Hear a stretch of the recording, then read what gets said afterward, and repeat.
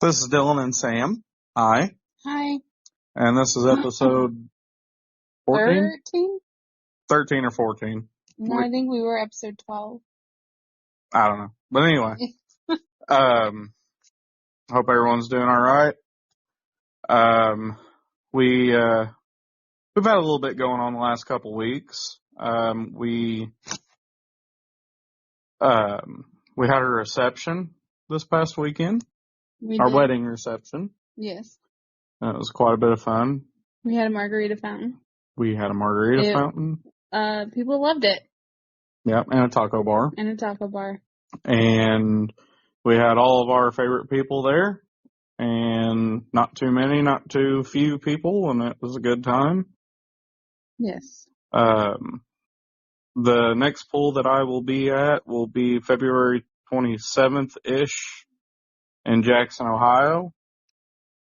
The Hilliard tractor pool, I'll just be taking the altered out there. And I will not be vending. They don't have room for me to vend out there. But you can get with Brian Sturgill.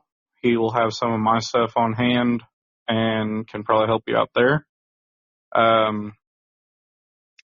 There is a poll coming up in DuQuoin. I believe it's March 6th and 7th.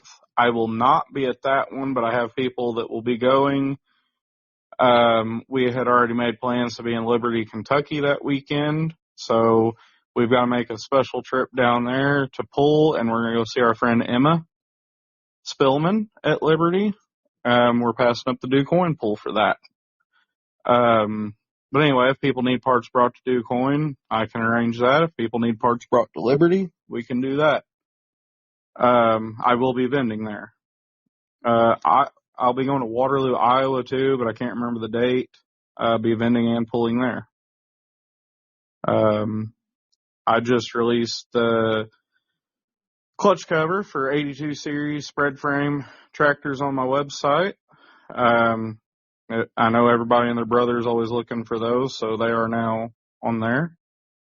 www.ddfabandwelding.com. Been working on a spread frame for our buddy Corey that we've heard from on here a few times. It's going to be a pretty neat little build. And it'll be out at Jackson as well.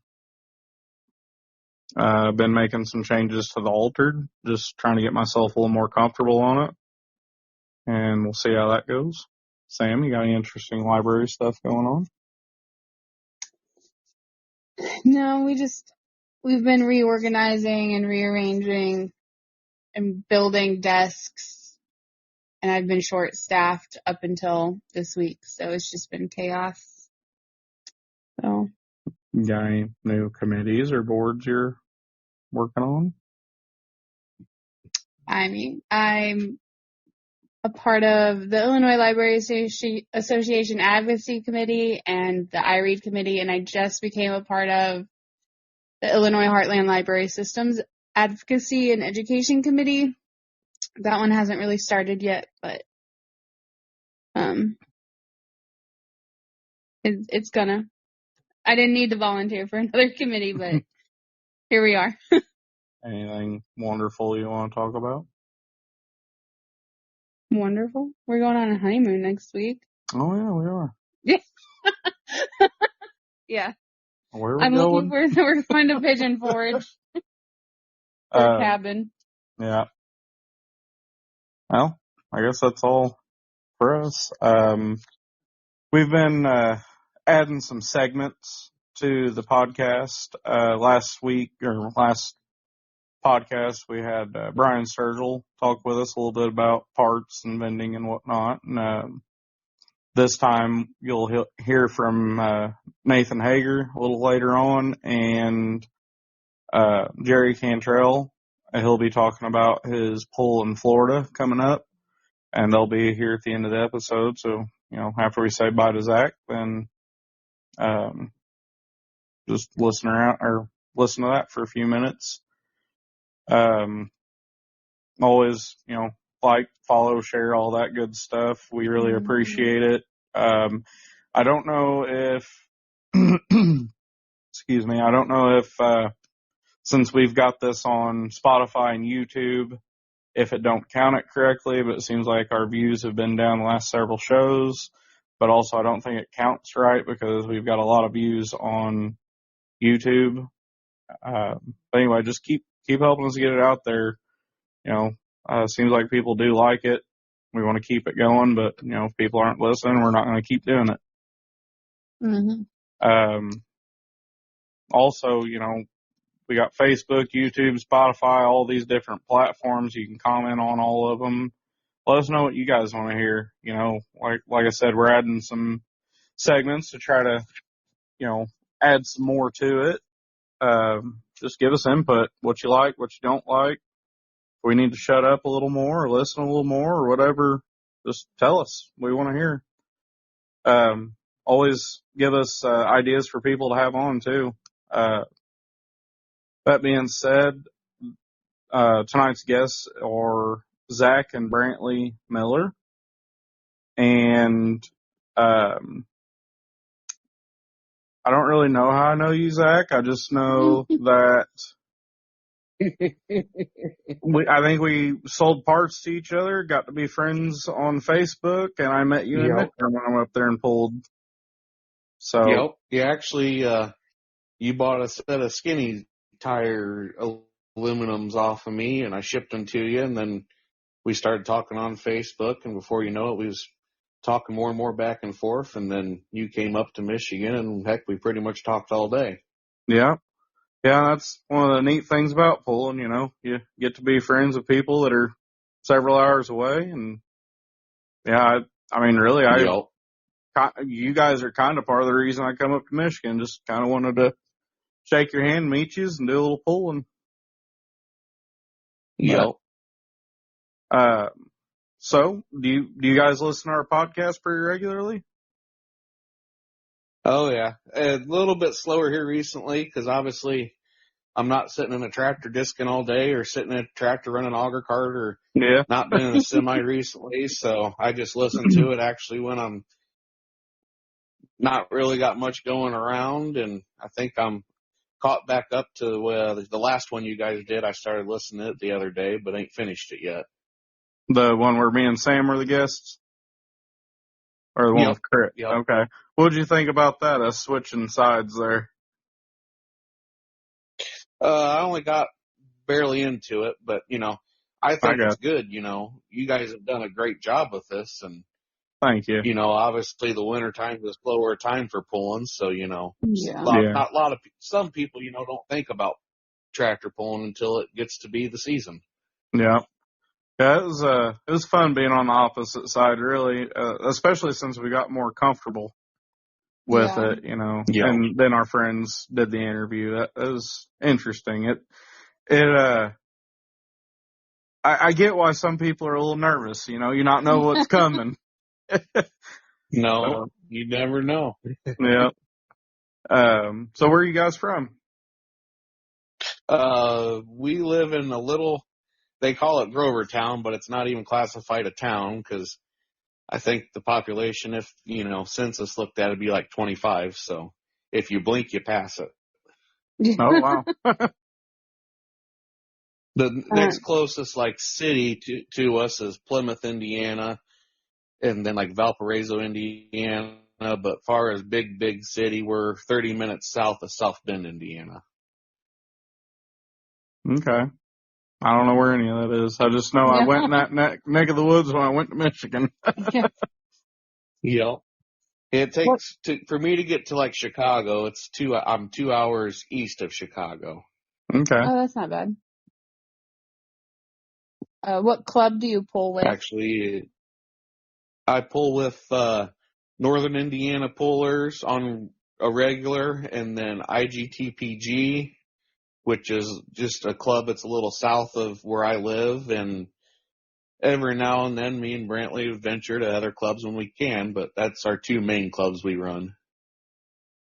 Do you guys happen to pull on asphalt up there, any? There's a club, Elkhart Club, which they run pretty much Elkhart County. I have not ran with them, mainly because our tractors are just barely illegal for them. They got a little bit more stricter rules. You can't run a crank trigger, and you can't run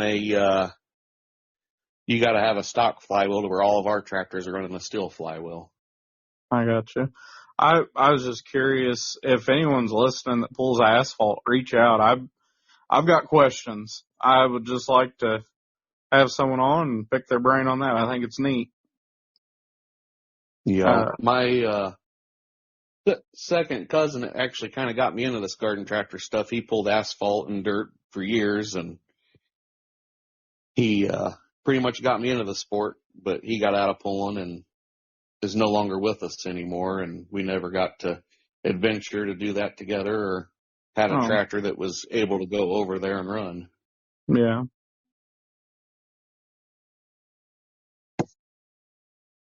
What do you do for a living? I work on a 12,000 acre row crop farm. Oh. And then I also run a die-cast toy business. Yeah, I've got some questions later on about the toy business. What's your tractor of choice on the farm? Tractor of choice on the farm, and it's kind of a joke. They run John Deere, and me and my actual boss were big IH guys, and they say, well, that's the reason we're here, because they got to pay us to run the equipment. Brantley, what grade are you in? Third. What do you do for a living? Tractor pulling. Oh, for a living. Wow. What do you want to be when you grow up, buddy? A farmer. A farmer. What kind of tractor are you going to drive? NIH. There you go. What do you think about orange tractors? Alice Chalmers. They're good. They're good? They're That's a good answer. All right, so we've got, a few questions here. We call them icebreakers, just kind of get everyone a little more comfortable, loosened up a little. They're silly, not anything real crazy, but Sam's going to ask you the first one. Alrighty. This one's for both of you. What is your favorite pizza topping? My favorite pizza topping would probably be ham. What's yours, Brantley? Ham. Makes it easy on pizza night, don't it? How do you feel about pineapple on pizza? If it comes on the pizza, it gets taken off, and I leave the ham on it. Oh. All right. This one's for both of yous. If you were to get abducted by aliens, how would you convince them to let you go, or how would you try to escape? Jump out of the alien ship. Oh, wow. Okay. Okay. I hope you have a parachute.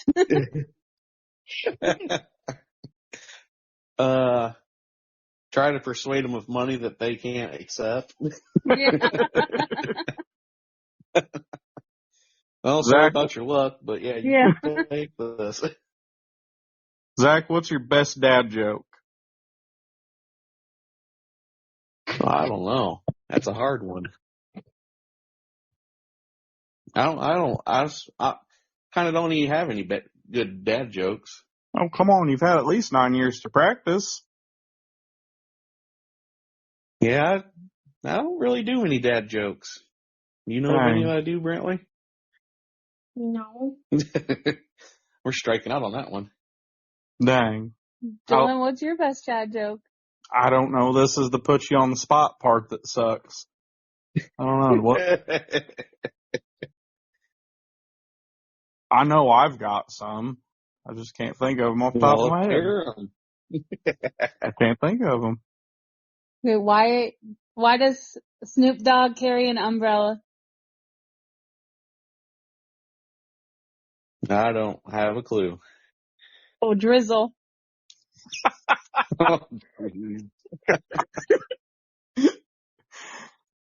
Anyway. Do either of you guys have nicknames? Yeah. Are they appropriate? Oh, Oh yeah. Yeah, they're appropriate.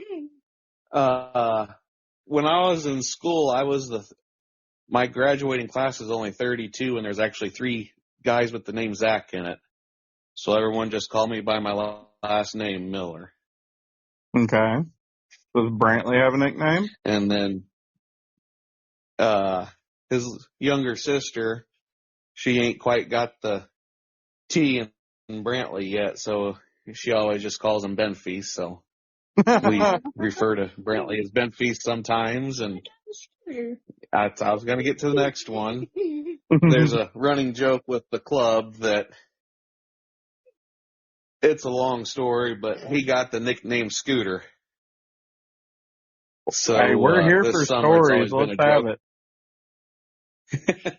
I used to work with a guy that his name was Scooter, and his work ethic wasn't that great. You know, he just kind of wandered around, and Brantley kind of wanders around the pools and doesn't know what he was doing one day. So I said, "Hey, Scooter, get over here. It's time to run your tractor." And it kind of stuck ever since. And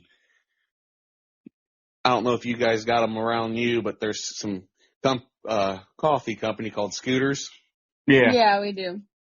And every time we go pulling, if we drive by one, someone will take a picture and send it to me, or I'll send it to them. And then Brantley, with his own money this summer, decided to buy an electric scooter and start taking it to the pools and riding it around.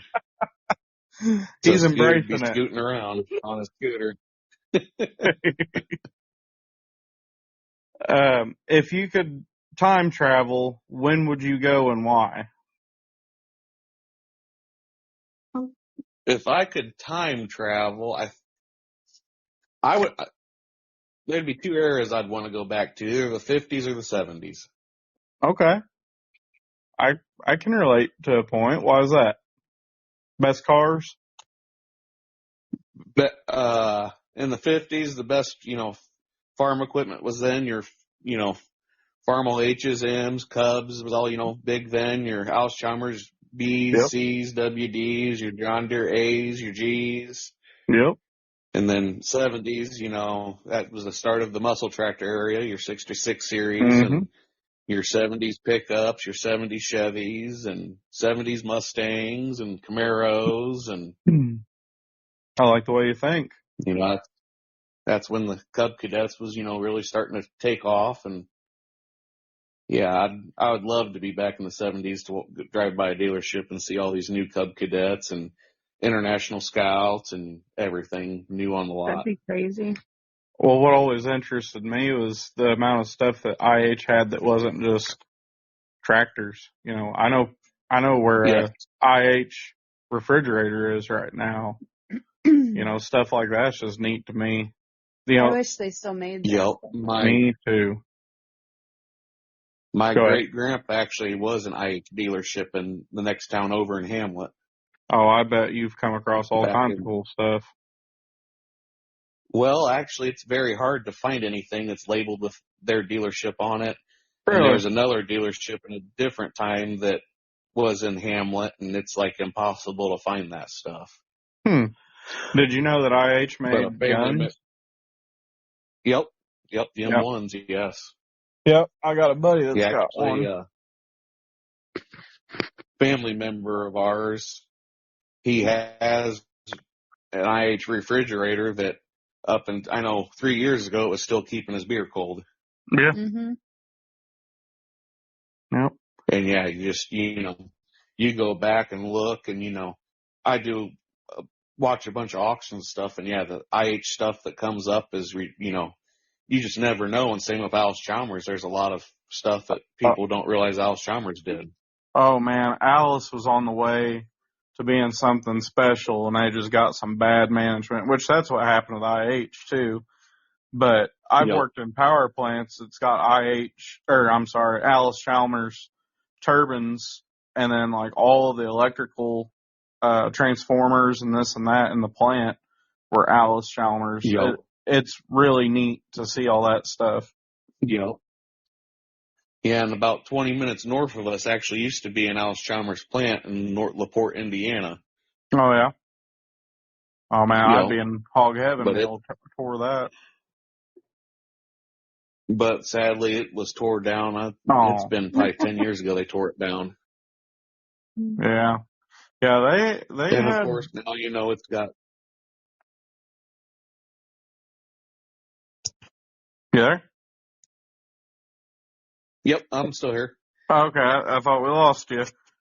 Oh, no, it sounded like it cut out maybe. Yeah.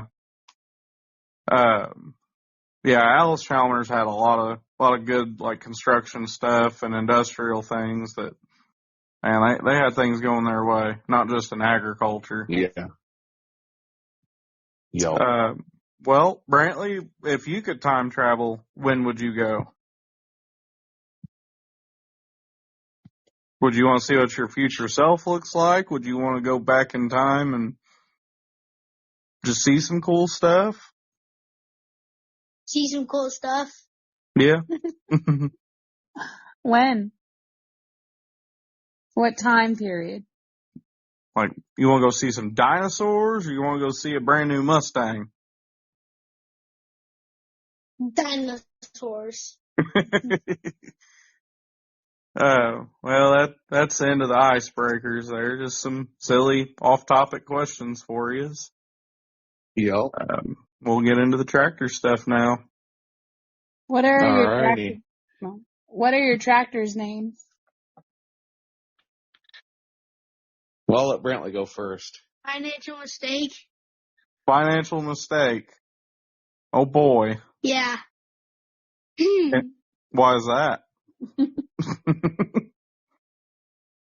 Actually, that tractor was named that before we purchased it, and I've always been a wheeler and dealer, and Mm-hmm. I was kind of like, you know, I'm spending a lot of money on this garden tractor coming from Antique Tractor Pulling, and I'm like, you know what? A lot of people's going to look at me and think, what am I doing? It's a financial mistake. So I figured, well, we'll just keep the tractor its name. Yeah. Yeah. What is your tractor named? Summertime Digger. Summertime Digger? You know, Any story behind that?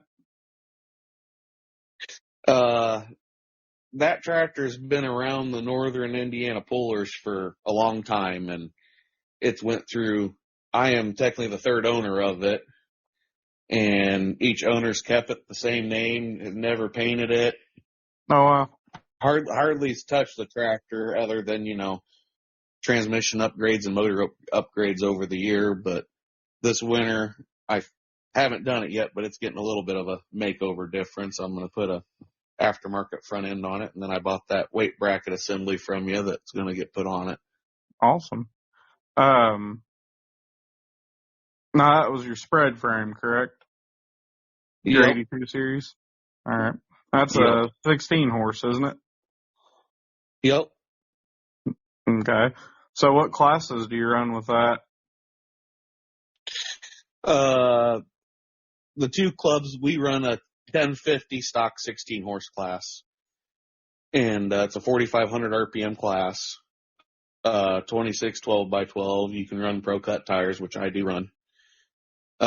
Some other clubs that we go to, you know, they run a lighter weight or heavier weight and different RPMs at different clubs and stuff, but it seems to still perform good even at a lower RPM rate.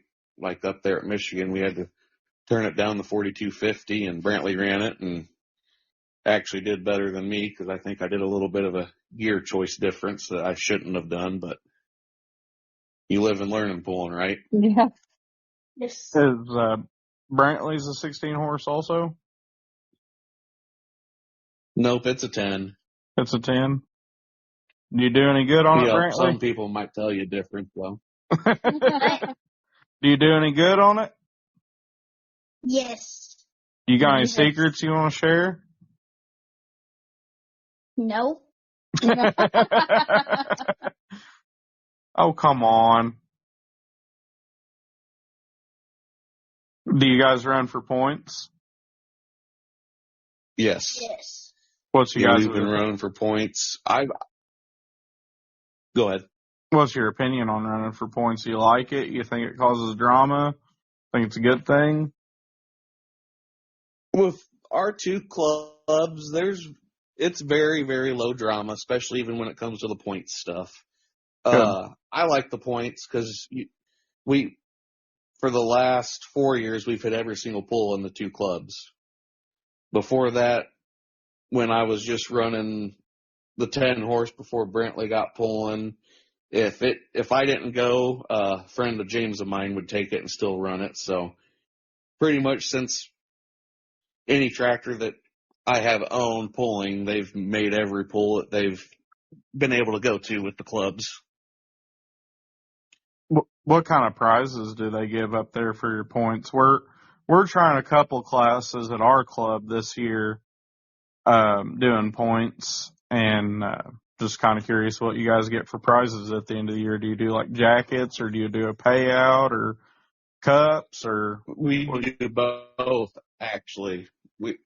Usually the points champion, especially like your first points champion, you get it used to be an embroidered hoodie, sweatshirt, or zip-up jacket, but the embroidered person no longer does it, so we got a vinyl person making the logos and everything on it. So you usually in every class, the top 3 get something, as far as, a hoodie, t-shirt, and then,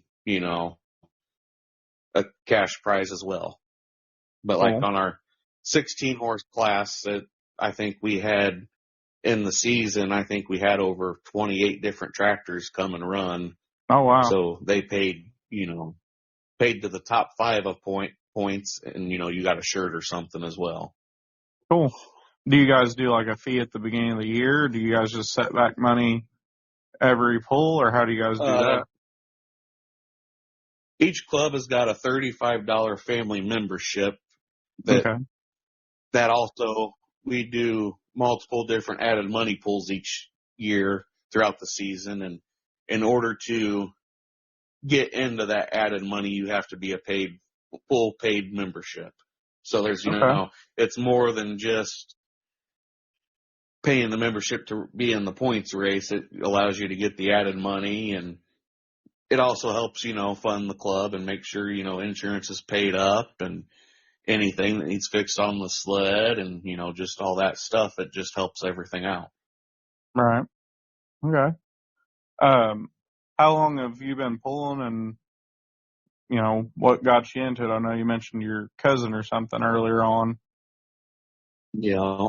I first started out antique pulling, and I should have looked back at this. I think I was 14 or 15 years old when I actually first drove Super H in farm stock, but even before that, I was around pulling because a bunch of family friends was running the antiques, and at age 12, I was a sled operator for the antique club. So Oh, cool. I've been around it a long time, and a lot of the guys that, were getting older and running that antique club was getting old and, just couldn't do it no more and swinging weights around. So I used to help them swing weights. And after the Super H, I started running a couple different M's, and I pulled that up until I was 17, 18 years old.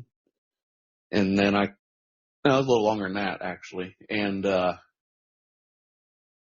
club was just, drama was coming in, and they weren't policing some things that they shouldn't have. And my cousin's always kept telling me, he goes, you need to get in the garden tractor pulling, which he pulled for over 20 some years. And I just kept putting it off.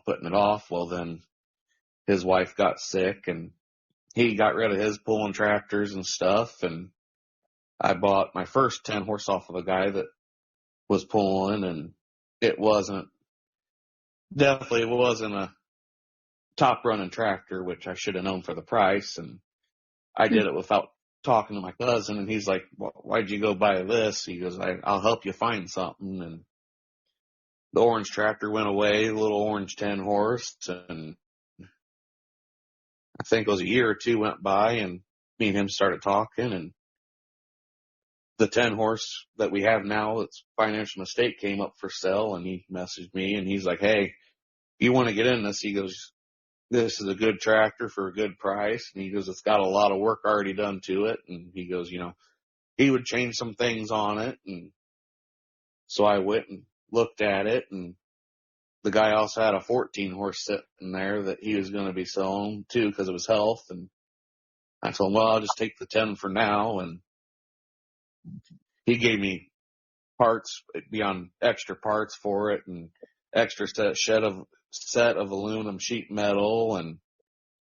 I ran the tractor for 2 years, and then Brantley came in, and then as he was getting into that, I purchased a open V twin that ran good for not having many good parts on it.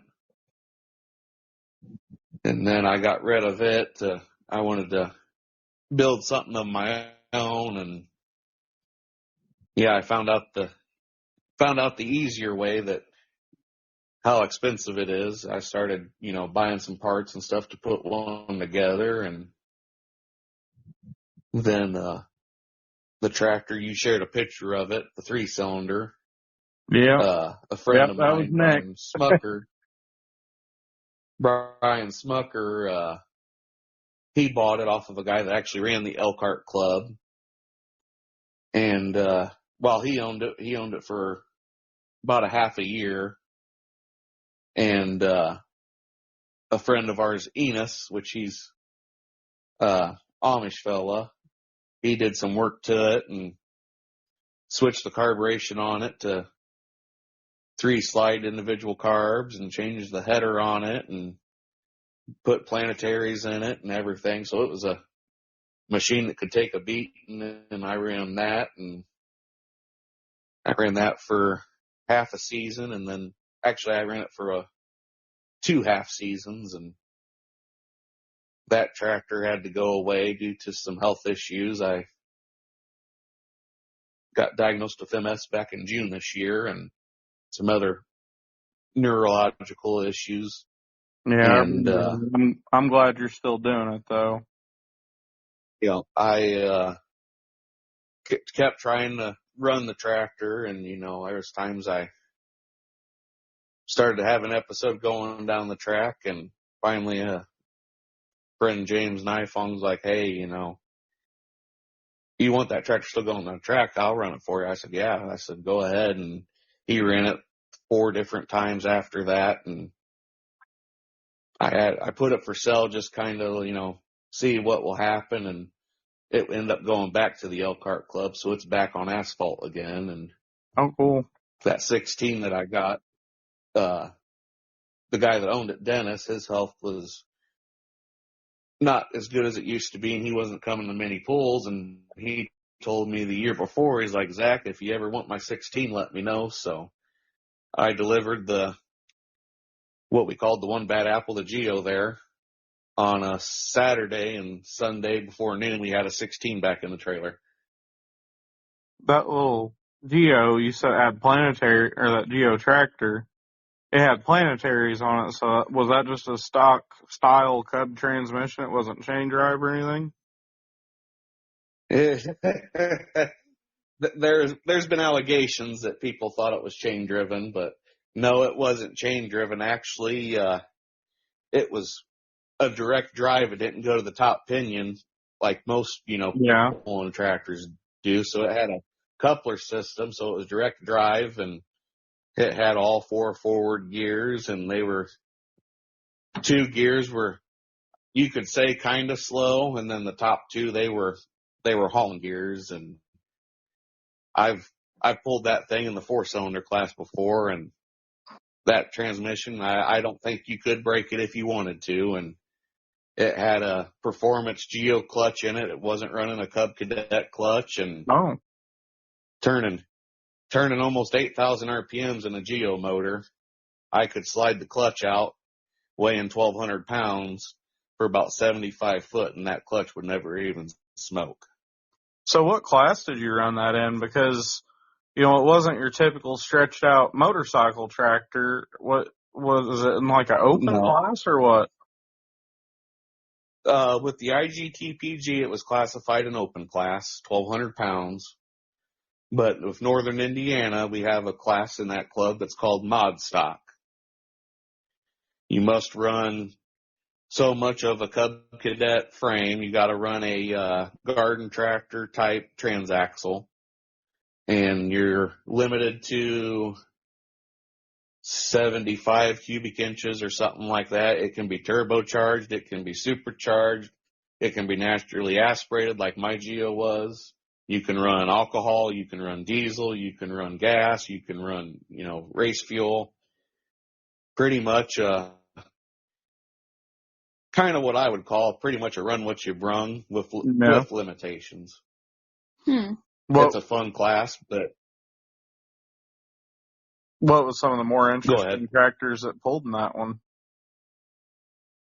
The Geos used to be actually my friend Adam Golliver. Mm-hmm. He's got a Geo that used to be in the club as well that a guy by the name of Alan Jones used to own. And then my uncle, my cousin, he had a Geo that was turbocharged that was called the Big Bad Wolf. Actually, that tractor's still around and it's at Elkhart Club. But a guy by the name of Dean Wolf put that one together, and then Dave bought it off of him. And I mean, time from time you'll have, the Pewlers come over with their Kubota diesels and run with us. And yeah, they were there. Every now and then we've had, every now and then we'll have, a snowmobile engine show up, or there's one guy that had a Honda motor stuck in one. Like it's a unique class that, you don't see many other places. Yeah, we've got and, sometimes the super stock guys will jump in the class, add a little more weight to their tractors, jump in the class with us. And, some of the V-twin guys, they'll zip tie their governors and let them rip and run with us. It was always fun. Yeah, we've got a 1,100 and 1,200 pound class that sounds about the same, as long as it, kind of looks like a garden tractor, and you can make weight, you can run it. Kind of the same deal. We got guys that run a couple 50 cubes if they want to break them out in that class. Some guys that's got some Pro V twins, and got one fella that's got a real nasty twin, and he's got full front suspension on it. Some really? Diesels. Yeah. Yep. I'm sure you've seen it circulating on Facebook. His name's Gary Skates. If I remember the story right, it was one of Midwest Super Cub's tractors he bought, and then he put the front suspension on it. But it's pretty neat. Yeah, I've never seen. If I've seen it, I've never caught on to it. Yeah.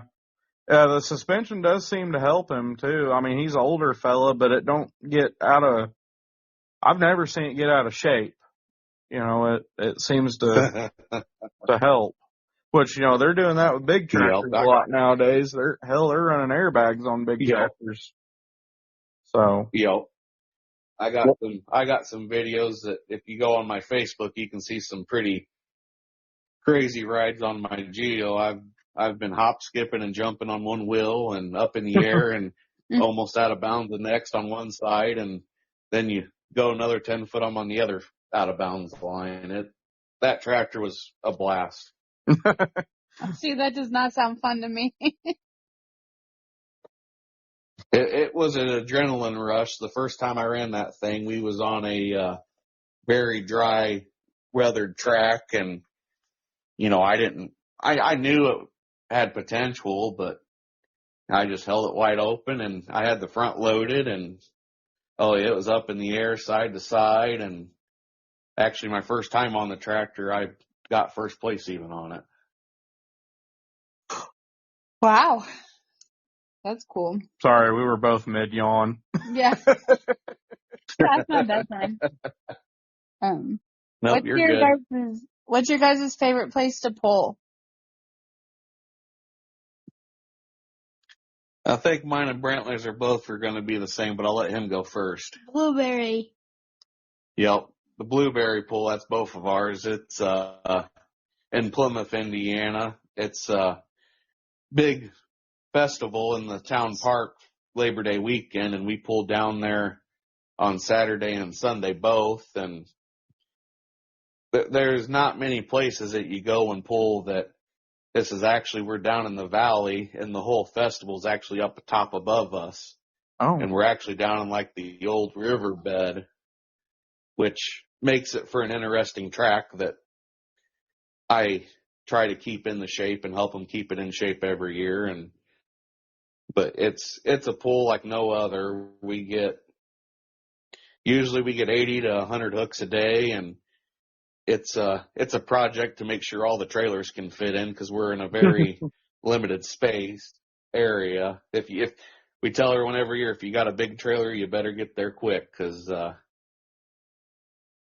you might not get in. You might be parking out on the road and towing your stuff in. do you guys have a dream place you want to pull?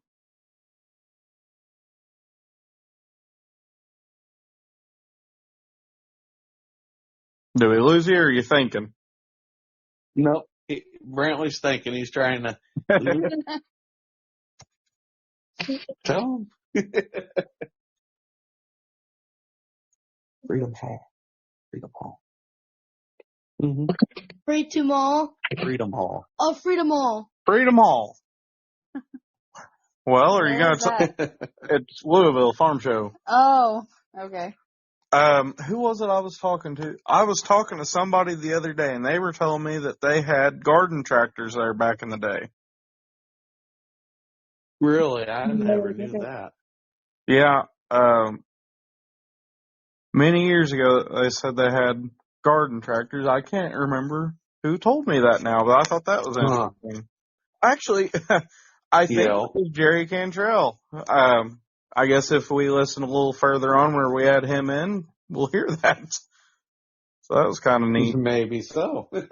So, are you wanting to pull your garden tractor there, Brantley, or are you wanting to pull a big tractor there? Garden tractor. That would be cool. So I would do that.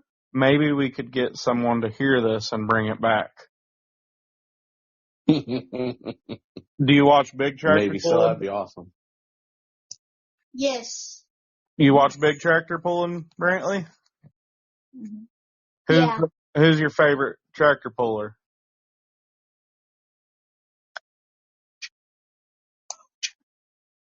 Chad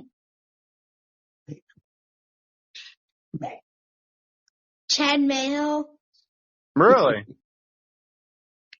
Well, he pulls a truck, don't he, or does he have a mini rod?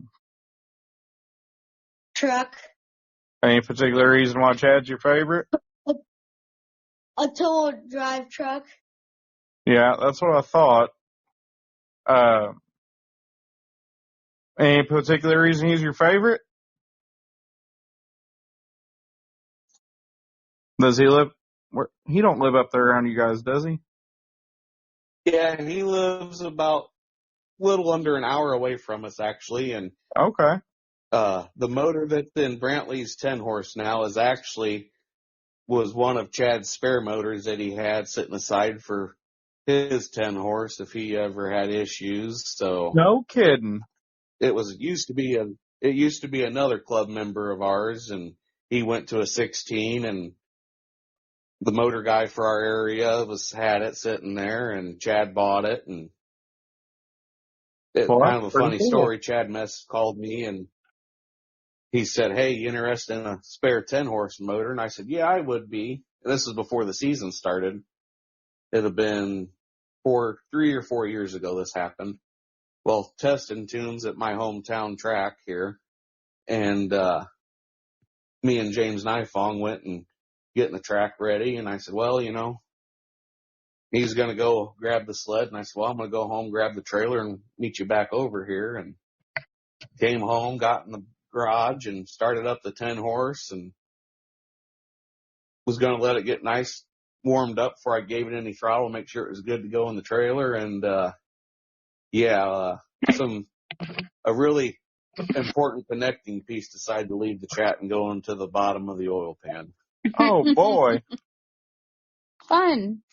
We scattered a connecting rod into thousands of pieces.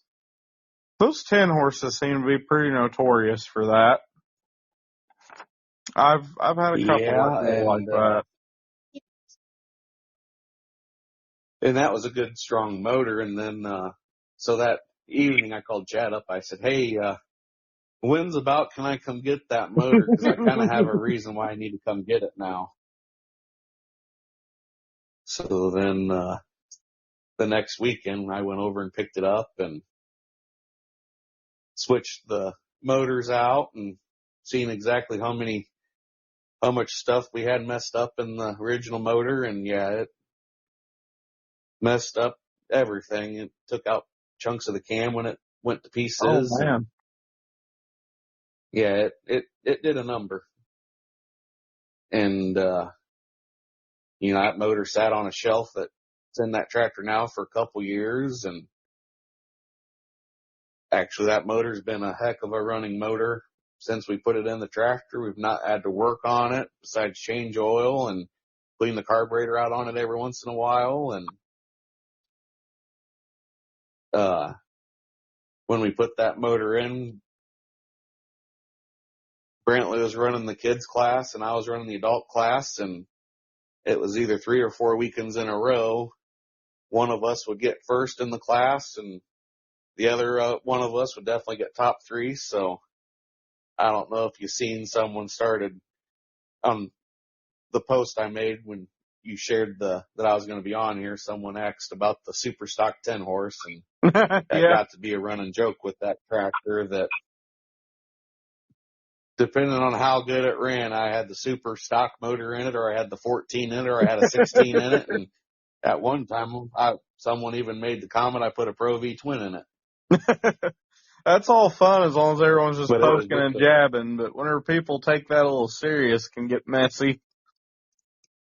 Yeah, there are some people that, didn't pull with us often that, heard those things being said, and they kind of took it to heart. And I just laughed. I just carried on and, went. I'm like, yeah, it's a good running tractor. This is one thing I always say. If you think I'm cheating, tear me down. I'll gladly take your money. Yep. But yeah, we've known Dad for years, and when he's around and not pulling his big tractor, he brings his son Kyler, which now Kyler's running his 2-wheel drive truck now, but Kyler used to pull with us, and his daughter Cadence, she still pulls with us. And when they're not around, the tractors are still going to pulls, and James runs Chad's 214s, and James's daughter Julia runs Chad's 10 horse for him. So it's still going down the track even though Chad's not there. That's still pretty cool that you guys got a relationship with him. That's awesome. Different perspective there. Brantley, do you think he's a good guy? Good. I've heard a lot about him. Never got to meet him. I think he is supposed to be at the Pullers Championship out my direction in May if he gets voted in. I think one of the trucks at least are getting voted in, I think, but I don't know which truck out of the ones. Yeah, I don't remember. Brantley's thinking it's the red one that they call P5. I think he's correct. I've seen the post the other day on it. Yeah. Brantley, do you think you could beat him, or you think he could beat you if you both had 10 horses?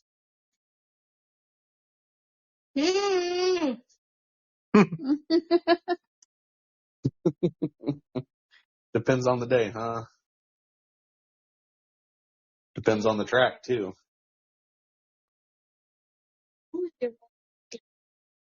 Zach, do you have a dream place you want to pull? Dream place I want to pull? I don't know. I like Freedom Hall and everything, but the short distance, which if we was on garden tractors, it'd definitely be a more bigger track because we don't have as big a sled, but Yeah. dream place for a garden tractor. I mean, I would like to take a trip. They do it like a week before, a week after, and Bowling Green, they run garden tractors. I'd like to take a garden tractor down the Bowling Green track. I didn't know that. Yeah. Do you know Yeah, what classes they they run? split the tracks and they got,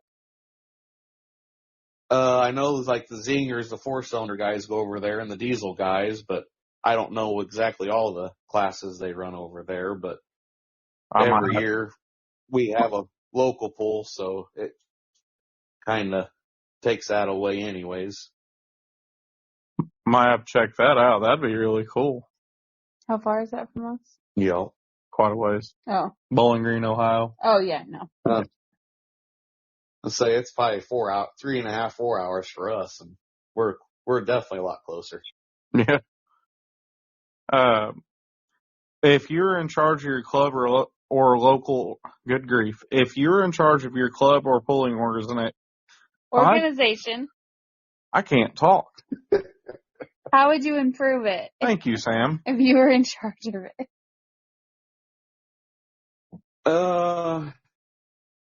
Not really too much I'd, improve. I'm not on the board or anything for either club, but like the Northern Club,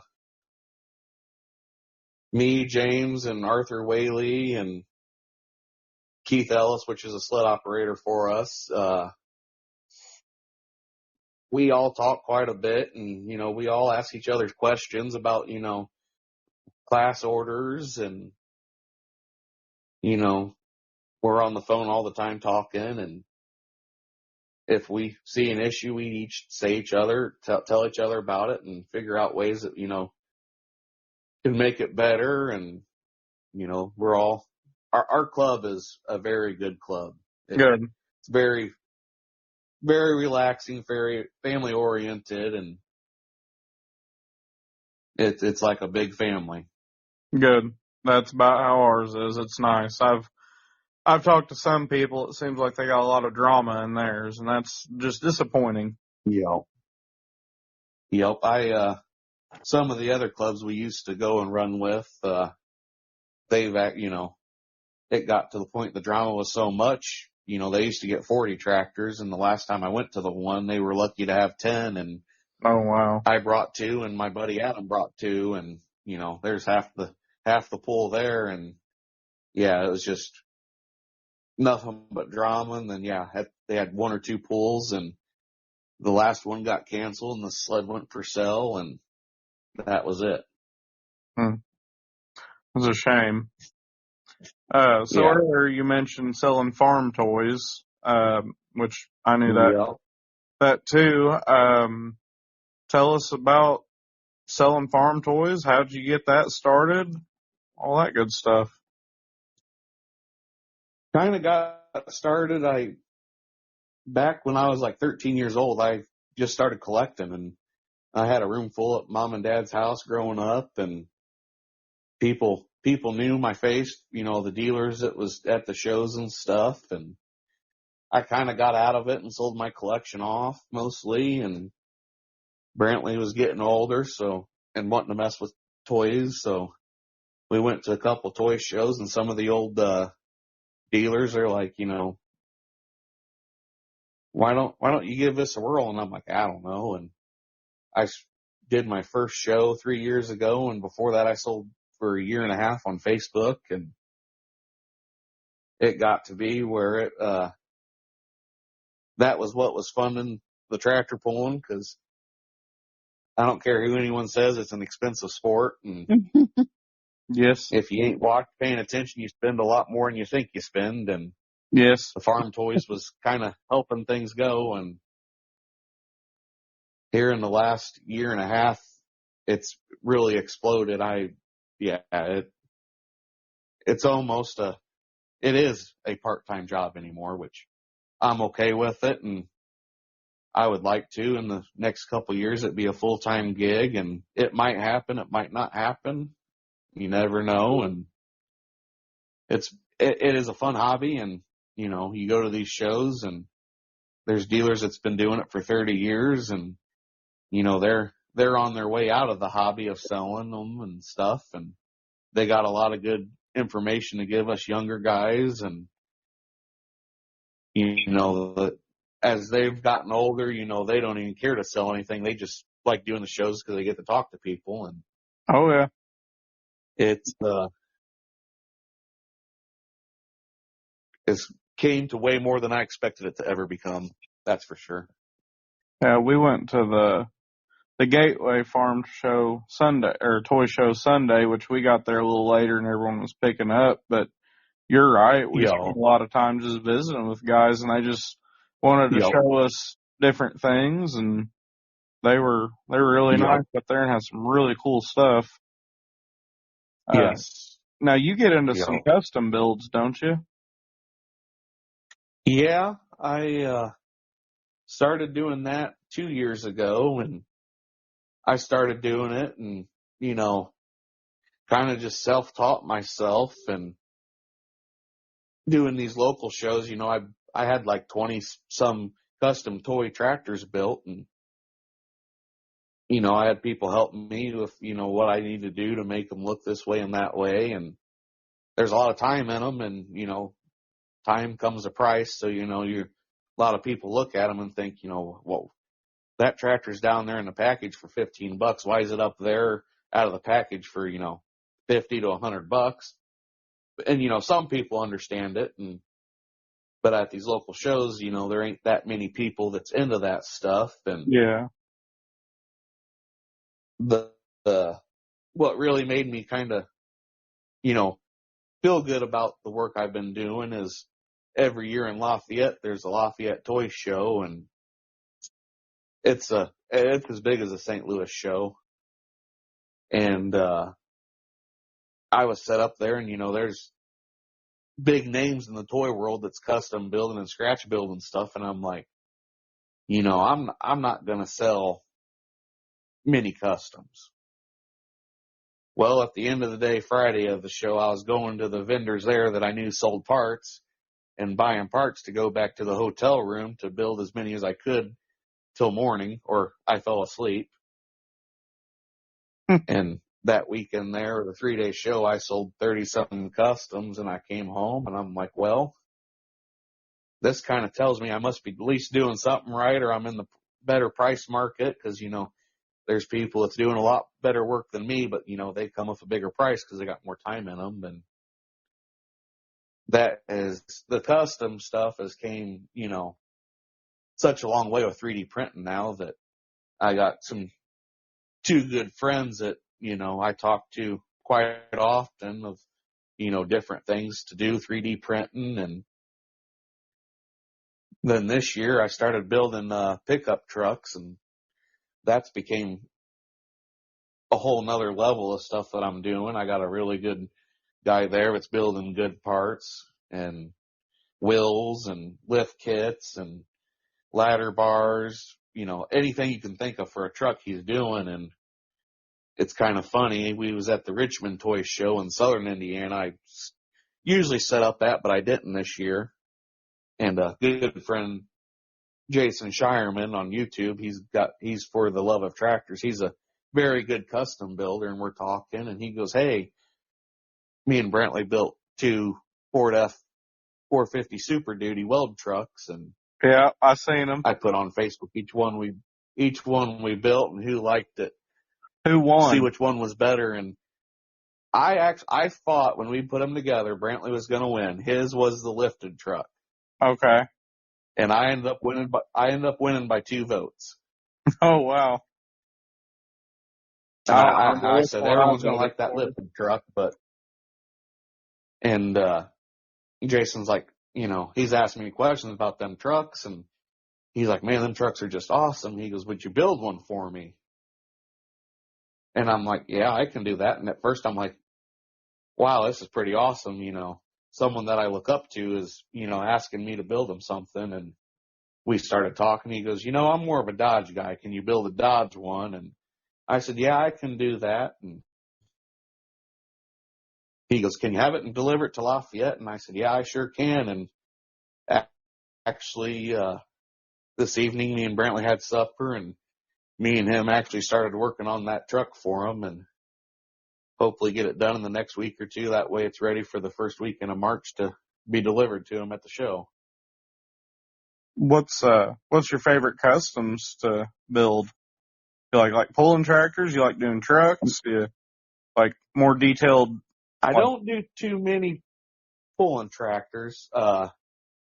Probably my favorite are actually like weather jobs, which there's guys out there that's doing it way more better than me. There are guys like Nick Baker that just knock it out of the park. But I like, taking a 70s, 80s, 70s tractor and, making it look all oily, muddy, rusty. And that's my favorite ones to do just because, each one, no matter how much you try to duplicate it, it's going to look different because of how we're doing it.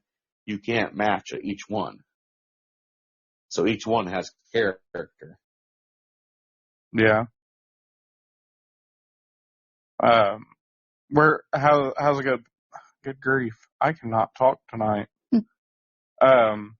What's a good way to order stuff from you? You don't have a website yet, do you? I don't have a website, but I do have a Facebook page called Farm Toys by Zac. Pretty much that there, I just post, the new items coming out and as they come in, and I do have a mini store in Plymouth, Indiana that you can go buy and purchase there.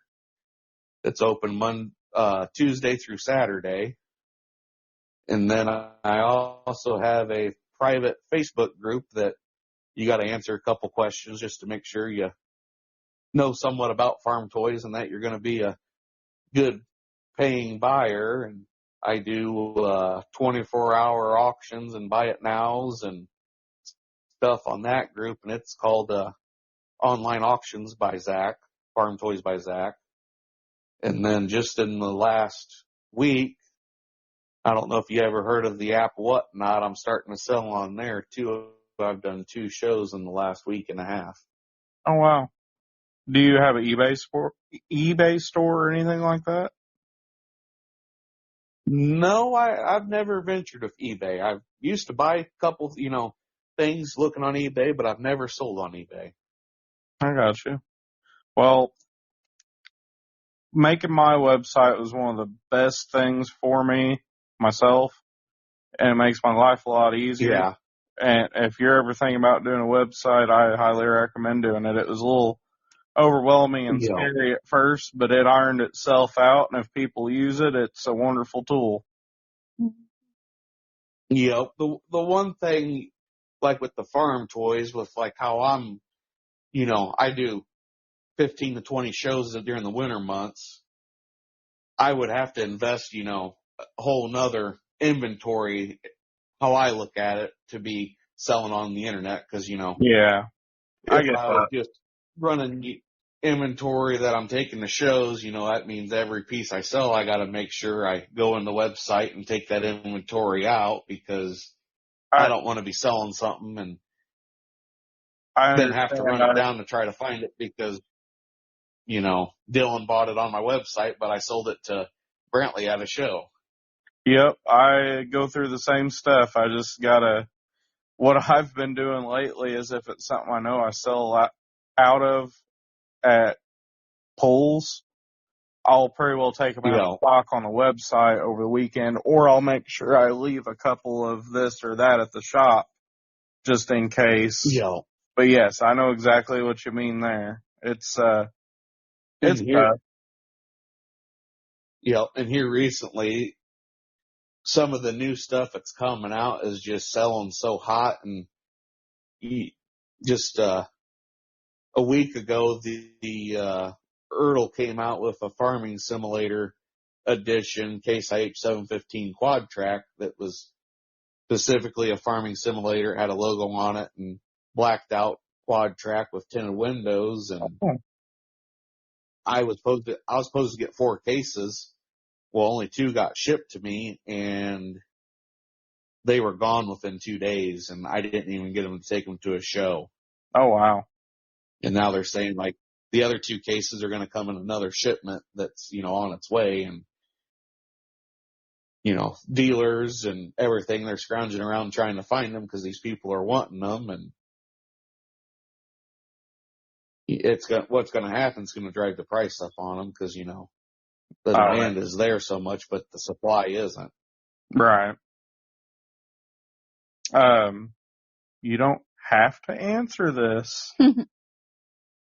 So you can say, I'll give you a pass.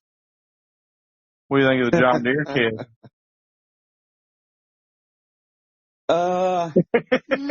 I'll go into details on that. Okay. I used to, I thought it was cute and everything, and it still is cute to an extent. But they made a video a while back. They were at a Case IH dealer looking for a Pacific Kinsey planter that SpecCast made, and they didn't have it, and I knew for a fact I had it, and I messaged them and, told them I had it available and this is my price, and it was actually a discounted price, and he actually is only like 40 minutes from me, and I said, I'm going to be at a show in your town in like 2 months. I can deliver it to you there, or, I take PayPal, Venmo, and then I can ship it to you. And, social media is a good thing and it can be a bad thing. And yes, I got a reply back that you can just ship it to this address, and, it's all good if you want to donate to something like that, but this just me. I don't feel I need to donate to someone that's making a profit. Yeah. yes, I thought I was doing the good thing of, hey, I'll pretty much give it to you for my cost.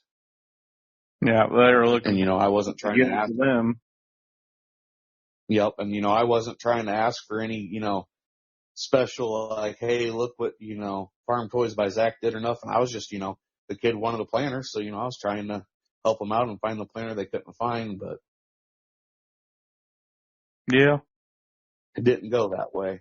And I mean, he comes to a lot of toy shows, and, I see him a lot, and I think, they know who I am from, seeing me commenting on their stuff about, that tractor and stuff. And, I understand if they don't want to, do business with me.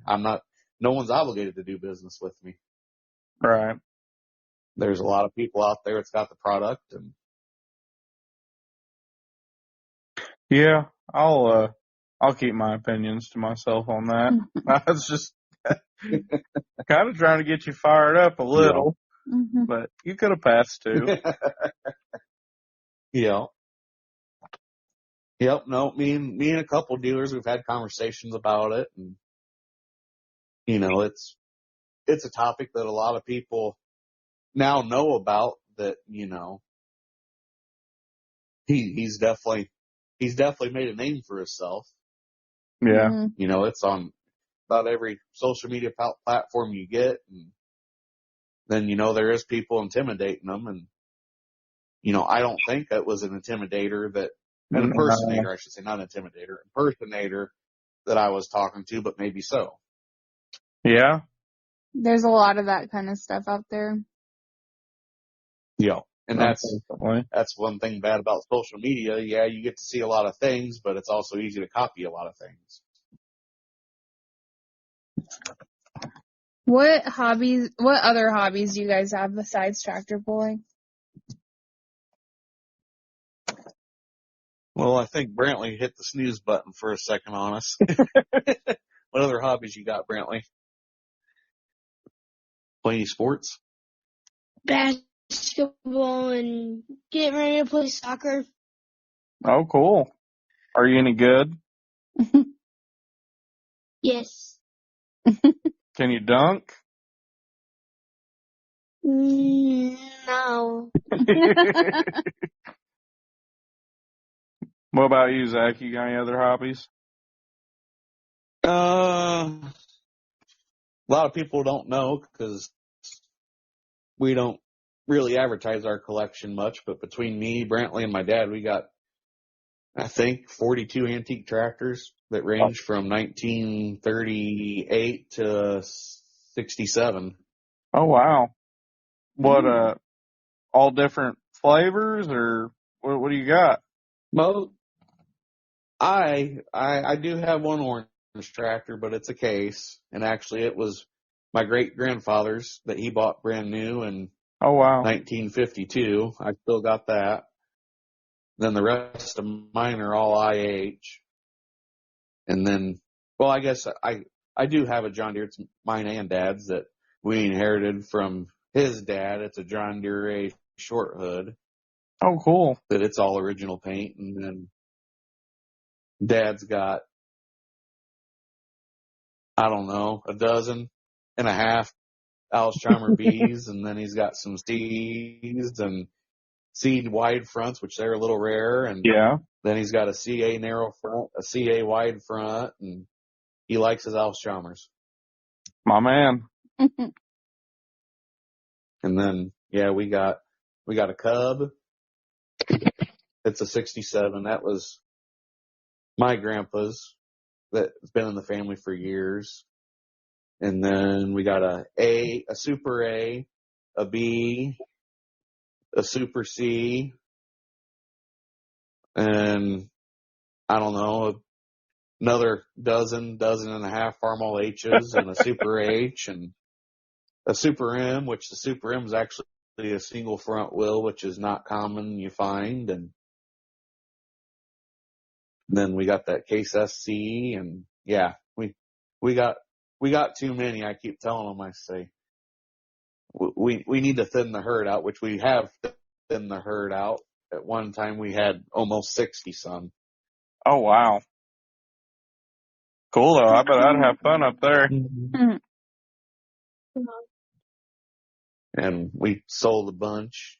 We sold 20, I think it was 20 some we took up to the Dennis Pope collector auction a couple years back. And that was kind of neat. They came out with, it was either 2 or 3 semi trailers, and they, packed them in as much as they could. And we sold them on their Labor Day auction. And one of the guys that bought a bunch of the John Deeres we took up there, he came back to the house and bought more John Deeres and more implements. And it's just amazing what, in between tractor pulling, antique tractor collecting, the farm toys, the community that's involved in it, Yes. Everyone's easy to lend a hand. Everyone's, questions, concerns, it's a community like no other.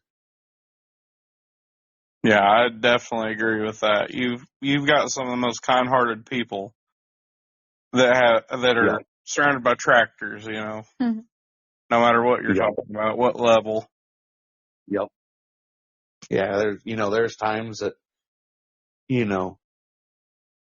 try to start a tractor, whether it's mine that won't start, someone's either running over a jump pack or, ready to help you get it off the track to figure out, if it's electrical issue or fuel issue, or, there's people that have been friends of mine for years and they've gotten into the garden tractor pulling. And, my friend Adam, his first pulling tractor, he bought off of me, and he's done a bunch of work to it. And then he wanted another 10 horse for his son to run, and he bought a 104 off of me that actually had a snowplow on it. And a matter of a couple weeks, it was on the track and running. Heck yeah. And then a couple other friends have gotten into it. And the one friend you sold a bunch of parts to him, Dustin McQuarters. Oh yeah. Yep. Which he's getting an antique pulling now. And, me and him's been friends, and one of our mutual friends, he went and bought a 10 horse and a 16 horse this year. And the 10 horse, he's like, what do I do? And I kind of gave him some tips and pointers. And the 16 horse, he actually hasn't ran it yet. He's like, here, figure this thing out for me. And, I said, that's what's good is, I can run my tractor, and I know what gears mine got, and we know what gears yours has got, and, we can kind of figure it out from there. And, he's had to do some gear change in and some flywheel swap in and stuff. And, from the first time I ran that tractor to the last time I went down the track, it gained 10, 20 foot and where it was placed on the track, just, from him learning on things to do and the adjustments we've done with it. And it's came a long way, and he's already asking what he can do over this winter to get it even better. Well, good. Okay. Do you have any pets? No, we used to have a couple dogs here and there, but just with our busy schedule, Yeah. dogs ain't really a quite fit for us. Oh, I understand. We have 3 of them, and it's sometimes hard. But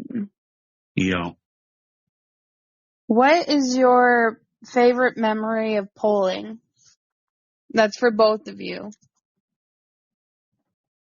I'll go first while Brantley's thinking about it. Probably favorite memory of pulling.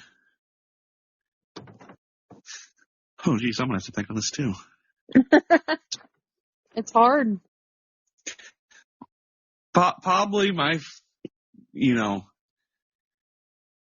favorite memory would probably have to be one of two. First one would probably have to be every year in Winamac, Indiana, a guy by the name of Daryl Wilder, he promotes a pull that the club puts on. It's a big money pull. Good amount of added money, brings in a lot of good tractors, and there's always, a group that always has good running stuff. We try to stay in that group, and there's a family, they've been doing it a lot longer than us, the Heilmans. They run a 10 and a 14 and a 16, and it was the adult class, and they went out and ran 340 some foot and touched the concrete bricks at the end of the track, and the side of the track they ran was starting to get used up, and everyone's, looking at me because they could see I'm sitting there just thinking. My head's a spinning.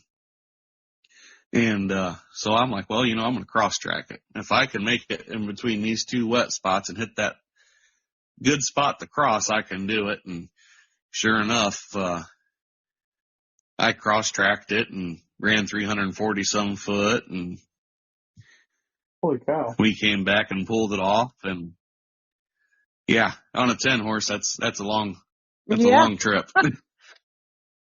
Yeah. And in the pull off, I think I pulled another like 312 and they pulled a 316, but I pretty much had to run back to back because I was later in the class and they were earlier, and that was, to run that good, that hard, that long of a distance back to back like that, I thought was just awesome when there was, a good solid 12 tractors in the class. Wow. Brantley, what's your favorite memory? When I first started tractor pulling. Your first trip down the track? His first trip down the track, he was probably a little too young to be on it, but he knew how to steer it and he knew how to hit the pedal. So Dad crammed him in a gear and he went and he got second. Wow. Well, I could have got second either way. Oh, there's What? Oh, yeah. Oh, you're fine. And do you have any advice for new pullers? No. No. Nope. Just no advice. Don't want to give up the secrets. My advice is, before you go out and buy something, talk to, people that's been doing it for a while.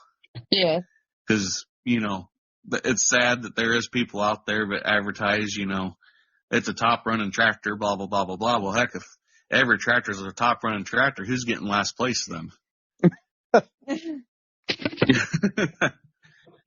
And, if you're starting out, definitely start out with a smaller class. Don't, try to go all in and, think you're going to get in a super stock class and think you're going to run first place your first time down the track, because there's a lot to learn with them. And, we run a 10-horse kids class and 10-horse adult class. So, if you want to get your son involved and you want to get on it, our clubs have a class that, you can pretty much take a bone stock 10-horse cub cadet and throw the proper safety equipment on, and you can come run with us. And, there's times that the bone stock 10-horse, can beat the tractors that's got, a lot more money than we should talk about in them.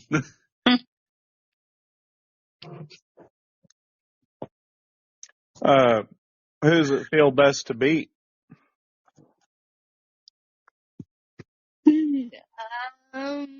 Parker. Who's Parker? He's just buddy of yours, cousin, uncle? What? Adam's. It's Adam Gulliver's son. Adam Gulliver's son. Okay. You didn't whisper real good, Zach. Brantley ain't good with names, especially as he gets starting to get tired, and obviously he's already fell asleep once, so. Well, what is it, 10 o'clock out there where you're at? Actually, it is 9:17. We're right on the border where the time changes. Oh, okay. Well, that's handy. It's past my bedtime too, Brantley. Yeah, I get it. It's all good, buddy. How about you, Zach? Who's your favorite person to beat?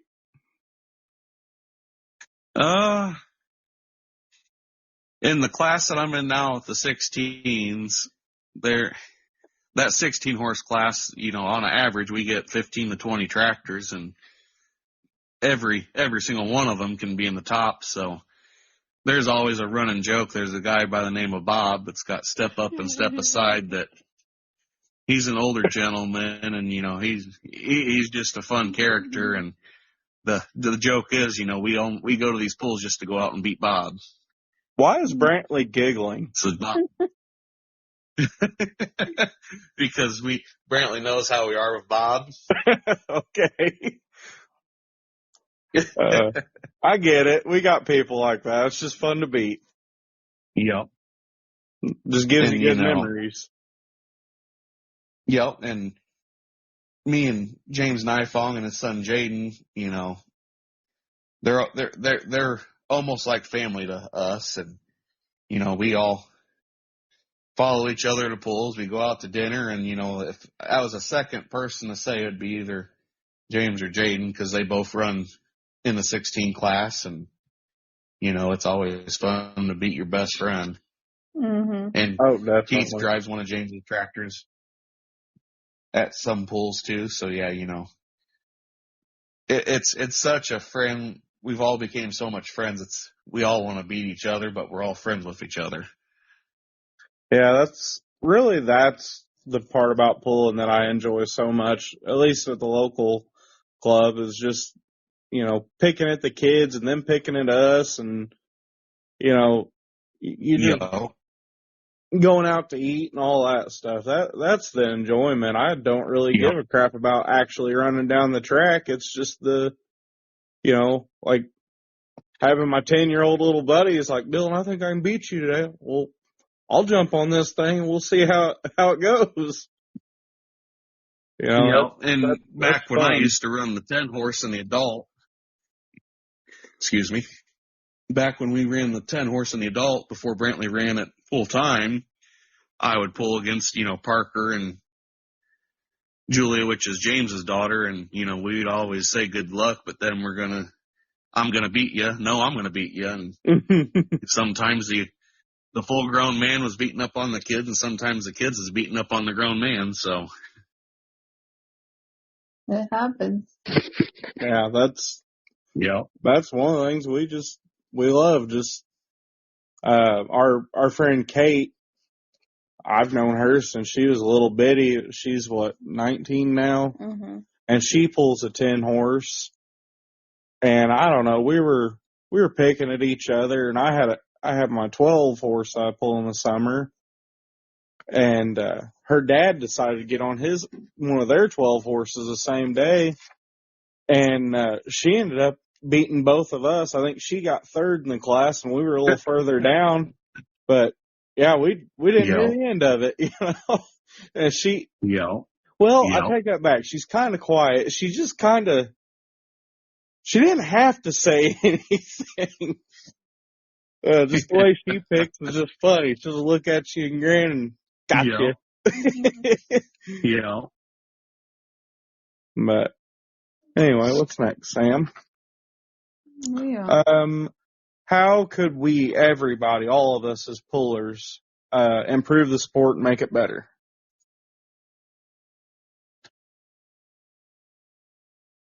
As far as the, more stock track, a more broad set of rules. It's been talked about on here numerous times on the podcast that, our area, it's the most common rules. There's 2 clubs, almost 3 clubs running the same exact rules. So, but a lot of places, they don't even have a 10 horse class. They start at the 12 and go up. Yeah. And then, there's places that, don't even allow you to put an aftermarket air filter on a 16. And, most places you go, every single 16's got, a K&N sticking out the side of it. There's a club down here that's, I don't know, about 2.5 hours away from us, and that's how it is. They want you to have a factory air filter, and the rest of the rules, though, are about like, your rules up there that we pulled at Michigan's real similar to the ones we pull down here, but that Indiana place wants you to, or the other club there, they want you to have a stock filter for whatever reason. Yeah. Yeah, there's a club that's in southern Indiana that I know that, you can't even run electrical fuel pump. If you want a fuel pump, you got to run the, mechanical style fuel pump. I think we're talking about the same club. It's like Tri-County or something, ain't it? We're talking about the same club. Yep. Actually, Adam 16 came from that club. Really? Yeah. I was supposed to buy the tractor, and then me and the guy was talking, and I'm a bigger guy, so I got to watch what size of tractor I'm buying, because for weight, make sure I can at least have some kind of weight on the nose. And he told me what it weighed dried, and I'm like, man, I can't buy this tractor, but I want to buy it. It's got potential. And I sent it to Adam, and I told Adam, I said, I don't think I'm going to go get it. He goes, really? I said, yeah. I said, to weigh 1050, I'm only going to have like 30 pounds on the nose, and we know darn well some of these tracks we run, you got to have 90 to 100 on the front. Yeah. And so he went down and bought it, and since he's bought it, I've ran it like 3 or 4 times for him, and actually I can have like 60 pounds on the nose, and just from moving your body on the seat, I've made it work a couple times and actually had success running that tractor for him. No good. Backing up a little bit, he's talking about more of a universal set of rules. You think that's how we all could improve the sport? I was really impressed when I decided to come up there and pull with you guys, just how well my tractor did fit your rules. I don't remember what it was. I did call about something, but there was no problem with it. I was very happy, and I was pretty competitive up there with you guys. And I think one more time hooking to the sled, I'd have done a lot better. But I really enjoyed your classes up there and how close everybody was. Especially the 16s, in the summer. you know, like I said earlier, you might have 15, 20 tractors, and the winner, say he's at 280 foot. Well, last place might be at 276. Yeah. You know, Yeah. it's such a tight competition because everyone, you know, is there, you know, running the rules, you know, the same. Everyone's trying to get the most out of their tractors, so you know it's a tight competition. And you know, there's other places we go that, you know, our tractor is either, you know, under on RPMs, like our 10 horse, we run 4,000, and some of the other clubs we go to, it's at 4,500. You know, would my tractor be better if I turned it up? I don't know. I've never really turned it up any, but even there at Michigan, we was running 4,000 RPMs, and you could run 4,250 on a 10. And, you know, the motor's been tuned to that, so I just kind of leave that one at that and Right. turn the 16 down, you know, the 250 to get it to 4,250. And, you know, I could tell if the motor didn't have the pep in it, but, you know, it still performed good because, you know, all the other tractors I run with all summer, you know, they were turned down too as well. Yeah. Yeah. I had a really good time up there. I will probably come back. That was one of them that I didn't get rich off of sales or anything. You know, I didn't make a whole bunch. I paid for my trip from coming up there, but I had such a good time pulling and visiting with everybody. If I can pay for the trip again, I'll be back. Yeah, it was a good time. And hey, this summer, if you guys ain't got nothing going on, heck, let me know and come up to one of our club pulls, you know, during the summer. We'd be glad to have you guys come and run with us. I've got to where I kind of like wandering around that, and I think it's because of this podcast and because of the part sales that I've just got to talk to so many people that I really like going and meeting them. You know, just like how we've got to know each other. I enjoyed coming up there because I bet there was a dozen or more people that knew of me or I knew of them, and, you know, just got to visit with them. That was a lot of fun. Yep.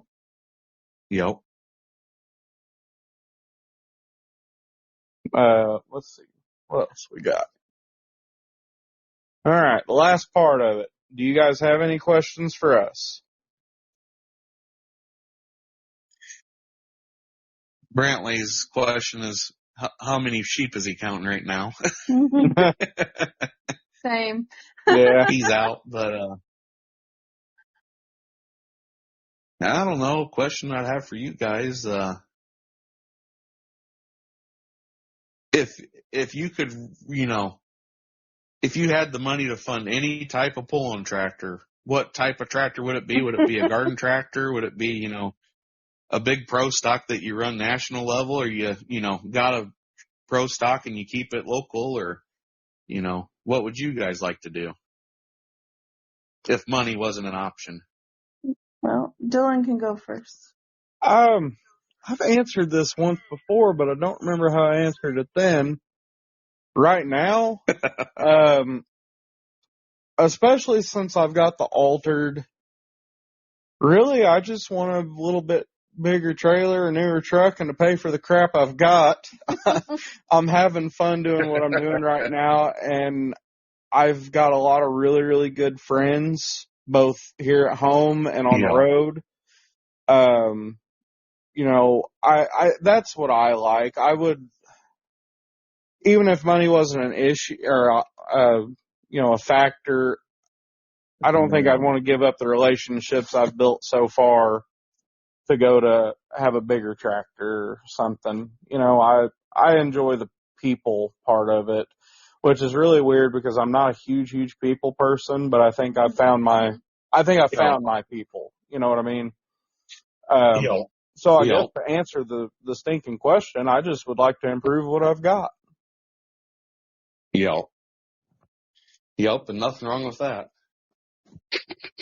I think I've answered this before too, but I'd like to try antique pulling. I'd like an antique it's definitely different. Yeah. She's not much on speed. I would, you know, for me starting out antique tractor pulling and going garden tractor pulling, I tried to use antique tractor pulling knowledge and garden tractor knowledge, and that didn't work. Way different, huh? Wheelie all the way down the track. All right. And antique pulling, I'm just, used to loading the rear and going. Yeah, you can't do that with the garden tractors. No. Do you have anybody you want to call out that you think are suggestions or people that you think would be good to try to have on the podcast that we could reach out to? I kind of have two people in common, and that I would think would be nice is I think James Nifong, he'd be a good one just because he's been in the sport a lot longer than me, and he's actually the club president of Northern Indiana Pullers. And he used to pull on asphalt and pull on dirt still, and they got a tractor that actually it's been on the track for over 20 years and the motor's not been touched internally, and a lot of neat stuff there. And Wow. Another person I think would be neat for you guys to get would be Arthur Whaley. He was the guy running the sled on the gray side with the 4-cylinders and stuff. He's actually the engine builder for a lot of garden tractors in Indiana. And then, if you be an Alice guy, the Super Farm Tractor Thumpkin Pumpkin. Yep. That's actually, that motor and that tractor is actually all done by Arthur Whaley. Oh, okay. So, he's got both sides of it, big tractor and little tractor. That's cool.